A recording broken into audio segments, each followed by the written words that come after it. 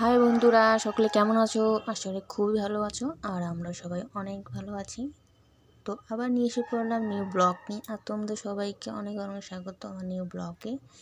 আর শুভ সকাল সকল বন্ধুদের। আর সবারই সকাল থেকে একদম সারা দিনটা যেন ভালো কাটুক, এটাই চাই। আর আমার সকালে যেটা আমার বাইরে কাজ থাকে সেই কাজকর্ম করে ঘরে এসে পড়লাম। তারপরে ভাবলাম ঘরটা ঝাড় দিয়ে তারপর চাটা বানিয়ে দেবো।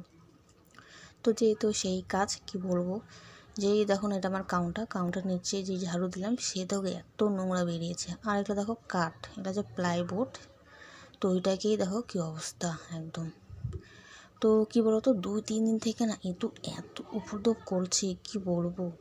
যেই লাইট অফ হচ্ছে একটু পর থেকে শুরু হয়ে যাচ্ছে, এত আওয়াজ করছে। ভাবলাম কিসের এত আওয়াজ, কোথা থেকে আওয়াজ বেরাচ্ছে। তারপরে হচ্ছে এখান থেকে রাত্রেবেলা দেখলাম এখান থেকে আওয়াজ করছে। তো যেখানে আওয়াজ করছিল তো সেখানেই হচ্ছে একটু দেখলাম কাউন্টারে ওখানেই, তো ওখানে একটা রেখেছিলাম হচ্ছে প্লাইবোর্ড, পাতলা প্লাইবোর্ড রেখেছিলাম। সেই প্লাইবোর্ডটাকে টুকরো টুকরো করে দেখো একদম কেটে নিয়েছে। তো যেহেতু সেই কাজ যতটুকু পারলাম অতটুকুই বের করলাম।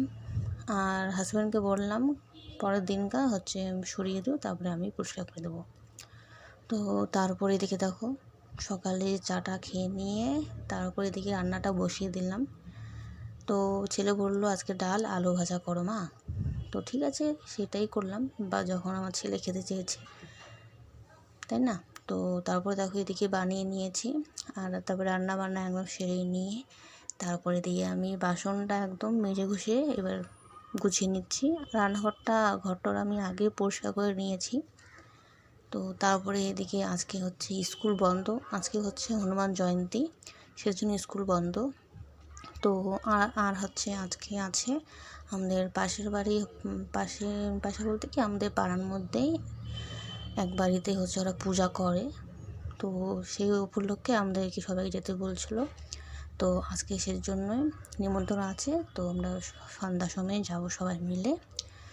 তো এদিকে দেখো স্নান সেরে নিয়ে ছেলেকে স্নান করে দিয়েছিলাম, তারপর আমরা স্নান করে তারপর পুজো দিয়ে তারপরে হচ্ছে ভাবলাম একটু ডাল আর একটু আলু ভাজা আছে, এটা দিয়ে কি একটু পাউড ভাজা থাকলে আরও ভালো লাগতো ডালের সাথে। তো সেই কাজ, ঘরে পাঁপড় ছিল না, তো চলে গেলাম দোকান থেকে নিয়ে এসে পড়লাম ভুট্টা পাঁপড়। তো ভুট্টা পাঁপড়টা ভেজে তারপরে এই যে খাইয়ে দাইয়ে তারপরে ছেলেকে পাঠিয়ে দিলাম টিউশন। তারপরে ছেলে টিউশন থেকে আসার পরে তারপরে যে সবাই বেরিয়ে পড়লাম পুজো বাড়িতে। তো যে বাড়িতে নিমন্ত্রণ করেছে সেই বাড়িতে সবাই মিলে চলে গেলাম। তো এখানে দেখো আমরা সবাই প্রণাম করে নিচ্ছি, প্রণাম করে নেওয়ার পরে তারপর প্রসাদ খেয়ে নেবো। তো এখানে প্রসাদ দিয়েছিল হচ্ছে ফ্রায়েড রাইস, তারপরে আলুর দম দিয়েছিল, চাটনি, তার সাথে পনিরের সবজি। সত্যি বলতে বন্ধু অনেকটা টেস্ট হয়েছিল। আর প্রসাদ বলতে খুবই ভালো হয় প্রসাদ, তুমি যেরকম করে বানাও ওরকম করেই ভালো লাগে।